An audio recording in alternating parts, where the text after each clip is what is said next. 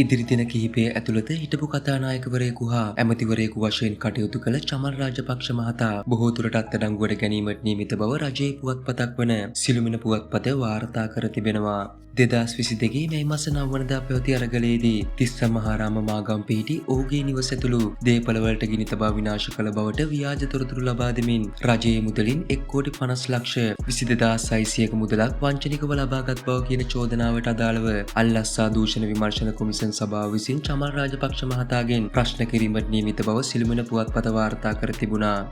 කෙසේ වෙතත් මෙවැනි විට අනාවරණය වී තිබෙන්නේ එම දේපළ චමල් රාජපක්ෂ මහතාට අයත් නොවන්නක් බවත් එය වෙනත් පුද්ගලයෙකුගේ නමින් නැති බවටයි. එසේම එහි නිවසක් නොතිබූ බවත් තිබී ඇත්තේ වී ගබඩාවක් පමණක් බවත් විමර්ශනවලදී අනාවරණය වී තිබෙනවා. ඒ වගේම මෙම දේපළ තමන් භුක්ති විඳින බව දිවුරුම් පෙත්සමක් මගින් චමල් රාජපක්ෂ මහතා ලබා දී ඇති අතර එහිදී කළ විමර්ශනයකදී එහි වී ගබඩාවක් පමණක් තිබෙන බව හෙළි වී ඇත්තේ. ඒ වගේම මෙම මුදල් ලබා දීමේදී නීතියට හා චක්‍රලේඛයන්ට පටහැනිව කටයුතු කළ රජයේ නිලධාරීන්ට එරෙහිවද නීතිය ක්‍රියාත්මක කරන බව සිළුමිණ පුවත්පත වැඩිදුරටත් වාර්තා කර තිබුණා.